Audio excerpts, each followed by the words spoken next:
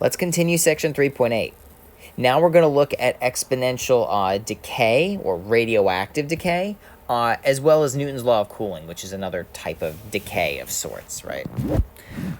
Remember that we have an exponential model for a population based off of the differential equation dp over dt equals kp, right? This idea that the growth rate of a population depends on the population itself, right? And it turns out, and you can verify this, that means that the population has to be some sort of a constant times e to the kt, right? The way that you would show that, by the way, is just take the derivative of that. All right, take the derivative of that, it'll satisfy this equation. All right, so anyway, what we're going to do is, let's see. We're going to be looking at radioactive decay. Now, it turns out that a substance decays proportionally to the amount of substance that there is. Now, the nice thing about this is that means that the amount that it decays, the way that you can solve for it, it doesn't even matter how much of it there is. It's going to be at the same sort of proportional rate. The proportion is the same, right? So we approach this the exact same way we approached population growth. The only difference is that our K is always negative, right? Which we would hope because we are losing substance, right? Population growth, we are gaining population. Radioactive decay, we are losing substance. By the way, how does radioactive decay work? I have absolutely no idea. Talk to a physical chemist. One of the only terms you'll need to know in this section is the half-life. The half-life of a substance, no, it's not the video game, but the video game is based off of this concept. The half-life of a substance is the amount of time that it takes for the substance to decrease to half of its original amount. And the cool thing is, because the substance decays proportionally, it doesn't matter the original amount. The half-life is always the same. Right, so for example, if we consider some weird boron isotope I looked this up, the half-life is 20.20 milliseconds, right? Suppose we examine 400 grams of this boron-12 stuff. And then the question is, how long will it take for only 1 gram to remain? Well, how much will remain after 5 seconds, right? To answer either of these questions, we first have to come up with a population model for boron, right? So what we're going to do, as always, we let t equal the time. So I guess I'll say number of milliseconds after observing 400 grams of boron. And then we're going to let p of t, you can use whatever letter you want, but I strongly recommend p,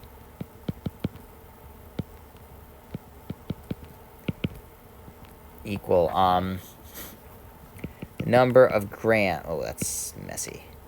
Number of grams of boron 12 at time t.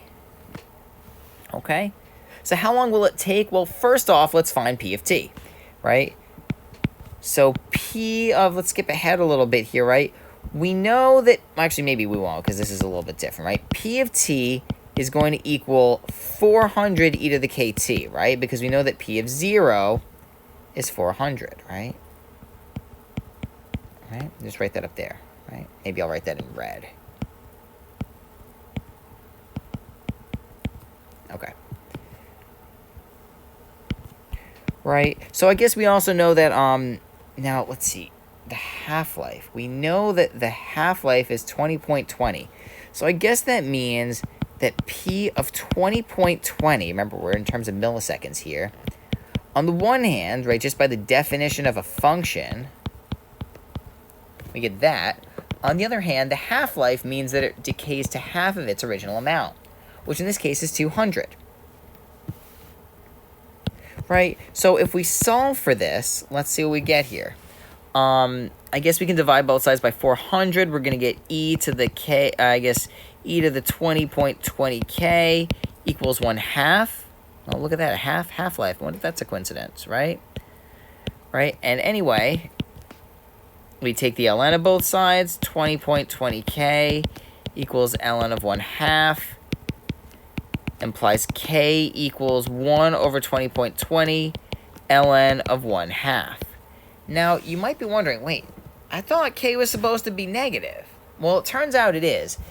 ln of 1/2 is negative.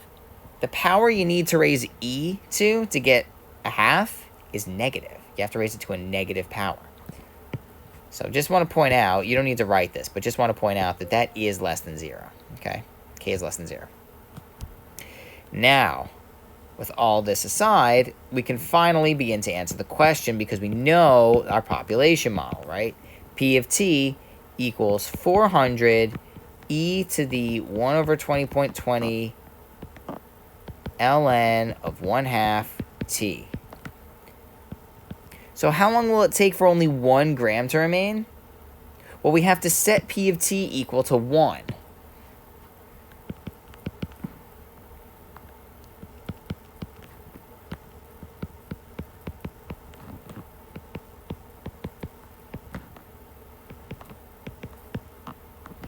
Right? And then we just do a bunch of math, right? Do a bunch of arithmetic, right? It's probably going to go down a little farther than I want, but whatever. Yeah, the 1, 20.20 ln, 1/2, 1/2 t, 1 over 400, right? Take the ln of both sides, and we get 1 over 20.20 ln of this stuff equals ln of 1 over 400. Multiply both sides by 20.20, and let's divide by ln of 1/2 all in one shot. So we get our answer of 20.20 ln of 1 over 400. If you prefer, you could also write that as, negative ln of 400, right? Anyway, we have ln of 1/2, and that's our answer, okay? That many milliseconds, right? Now, again, you could plug it into a calculator, but on an exam, you can't, so I'm just going to leave it like that, right? And then the next question, right? How much boron-12 will remain after 5 seconds? That's a bit easier. Just plug in P of 5, right? Plug in T equals 5, and we get 400 e to the 1 over 20.20 ln of 1/2 times 5. It's not 0.5, right? That's times 5, right? So however much that is, that's how much will remain after 5 seconds. So I encourage you to enter that into a calculator, right?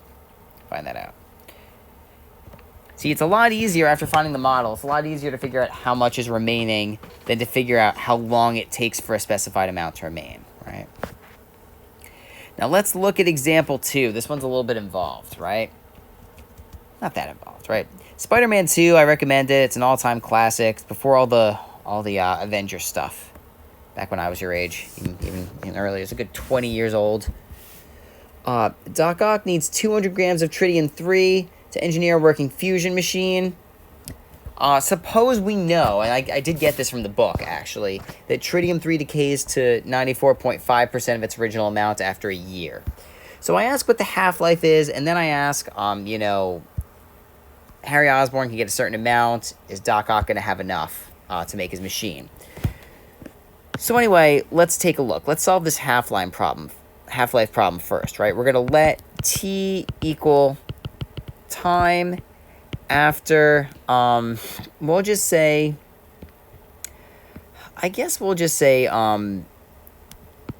after receiving tritium, right? And let P of t equal number of grams of tritium, I guess I should say tritium-3, right? At time t, right? Okay. So to find the half-life, remember, it doesn't matter what amount we start at. Just for the sake of it, I'm going to say, suppose that we're given 200 grams. Let's suppose we're given 100 grams. I think it's the easiest, right?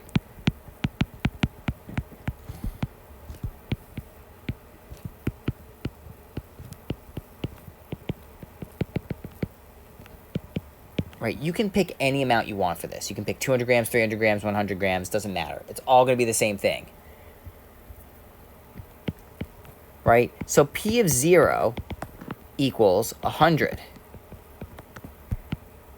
But we also know that P of, I guess we know that P of 1 equals 94.5, right? Do you see why I know that? Because after 1 year, tritium-3 decays to 94.5% of its original amount. So what do we have there? We have that P of T equals 100 e to the kt. We also know that P of 1 equals 100 e to the k times 1, and that equals 94.5, right? And if you just solve for k the way that we usually do, you get that e to the k equals, I guess, 0.945. And doing a little bit more,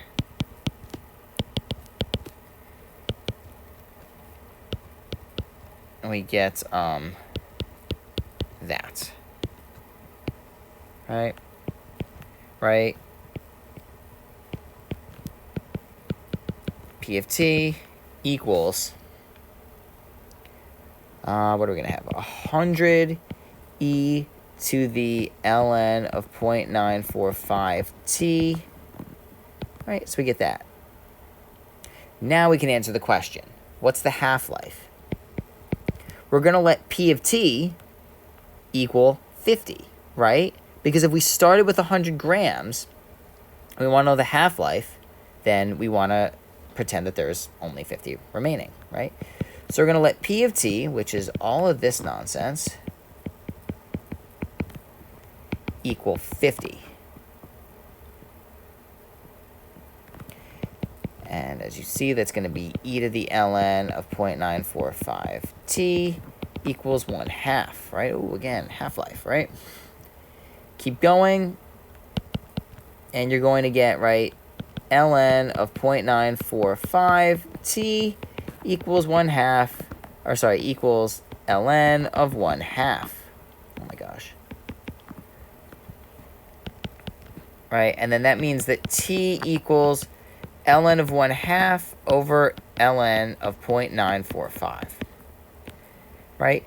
In case you're wondering, both ln of 1/2 or ln of 0.5, maybe we should call it, and ln of 0.945 are negative, right? Ln of anything less than 1 is negative.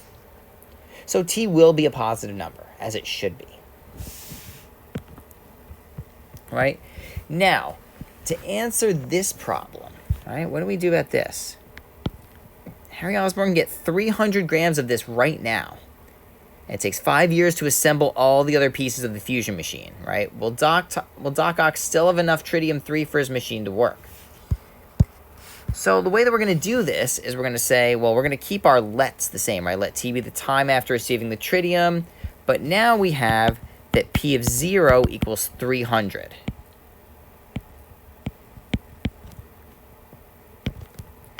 Right? So P of t equals 300 e to the kt. But we also know that k equals, and it's going to be the same thing, right? ln of 0.945, right? Because the rate at which it decays does not change based on the amount that you have, right?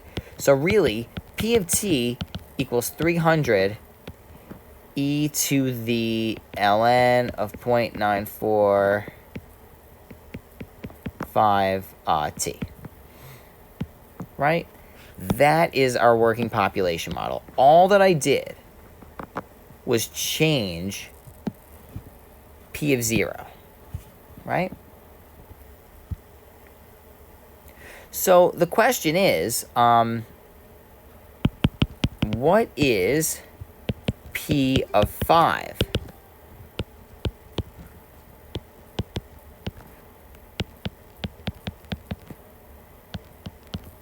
Right?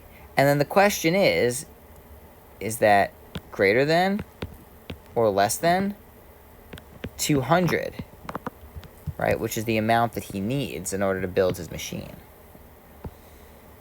right? So I'll leave that to you. Lastly, we have Newton's law of cooling.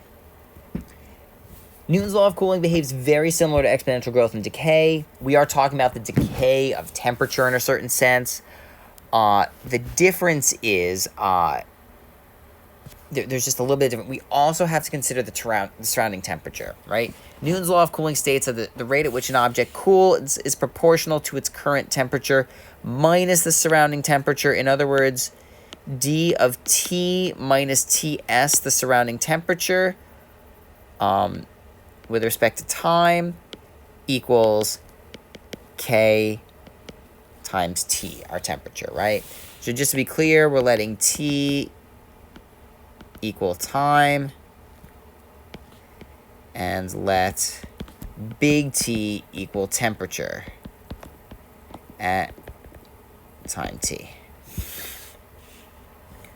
Right? So when you do this out, the way this winds up working is big T of little t, sorry for the double T's there, is going to equal the surrounding temperature plus T of 0 minus Ts e to the kt.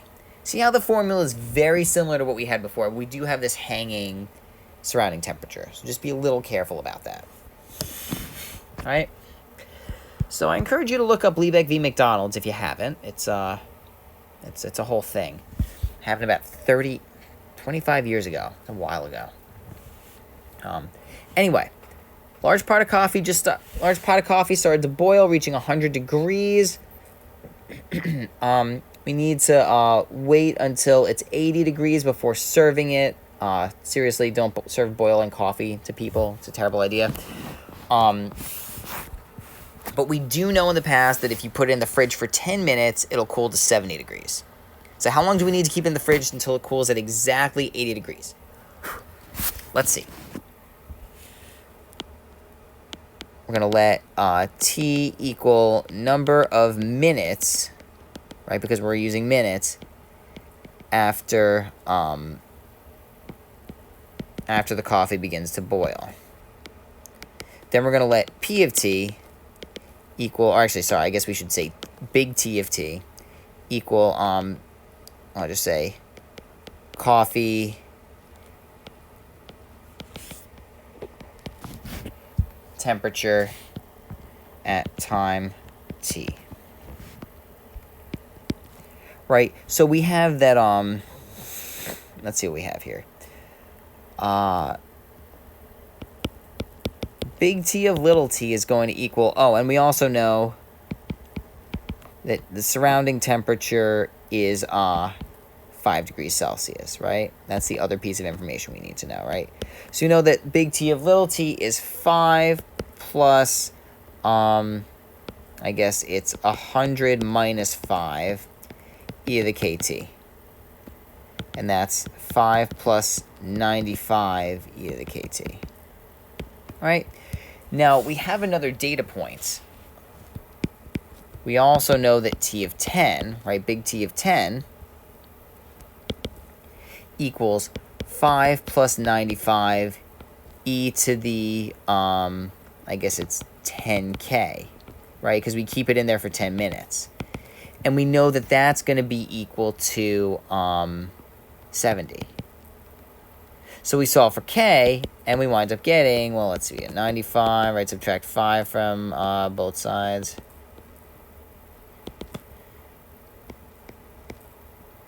And then divide, I think it's 13/19 e to the 10k. It's 13/19.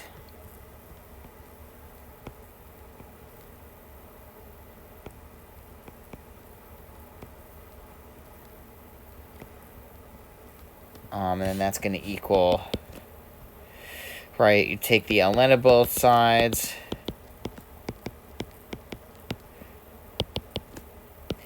K equals 1/10 ln of all this. So we get that our temperature model equals 5 plus 95 e to the all this nonsense t. Right, now here's the question. Is K positive or negative? Well, it better be negative, right? Because we're losing temperature over time. And sure enough, it is. 13/19 is less than 1. K is negative. Right? So, yeah. We've got that. How long do we need to let it wait until it's 80 degrees? Well, let's see. We're going to let, let T of T, which is this mess,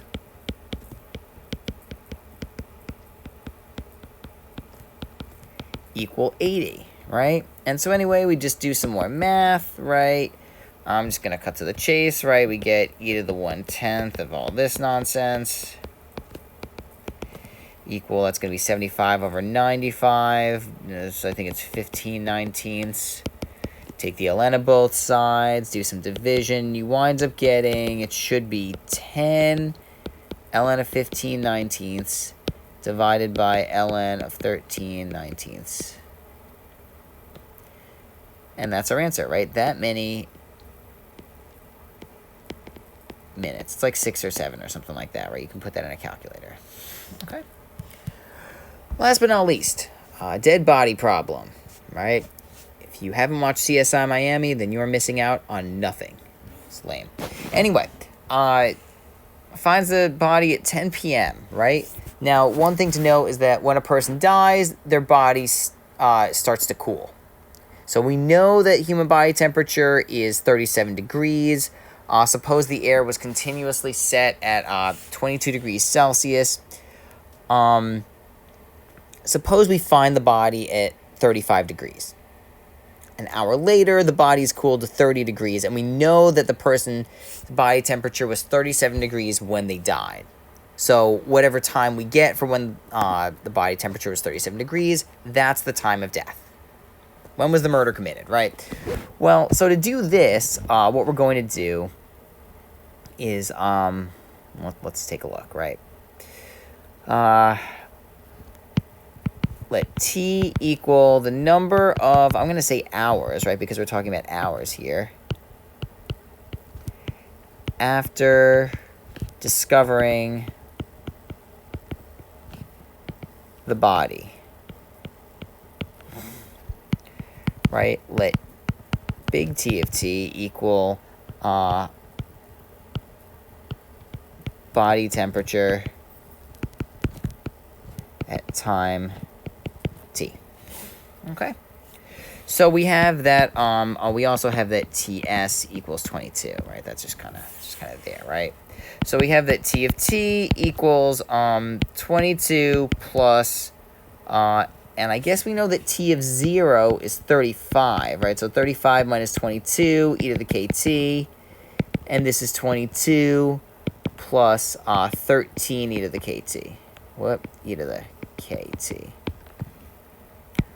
Also, right, we know that T of 1 equals 22 plus 13 e to the K, right? K times 1, right? And that equals 30. Okay? Right, so a little bit of arithmetic later, we wind up getting e to the K equals 8/13. K equals ln of 8/13. Right, you can do that arithmetic out if you don't believe me. So anyway, we have our model equals, what does it equal? 22 plus 13 e to the ln of 8/13 K. No, T.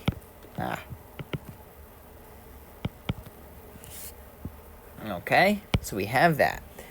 Now, to answer the question, when was the murder committed? Well, this is going to be a little weird. We're going to set big T of T equal to 37. Let T of T, which equals all this nonsense again.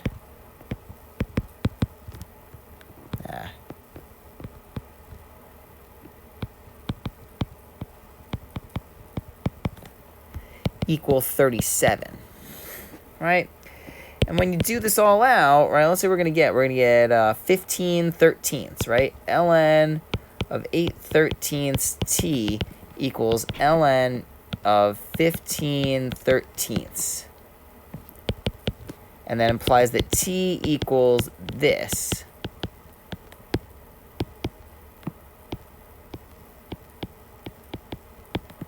All right, now let's do this one out.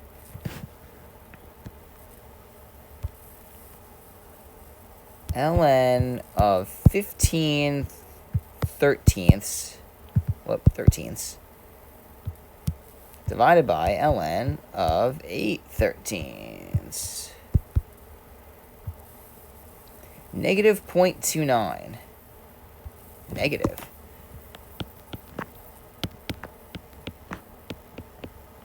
Well, yeah, that should make sense, right? The body temperature was 37 degrees before we discovered it. So you do negative 0.29 times 60.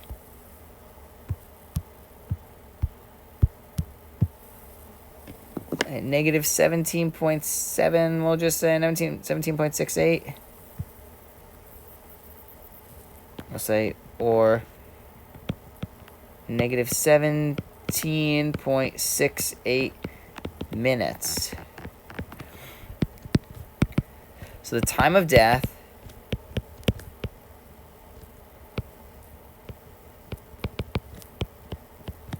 was 10 p.m. minus this amount of time, right?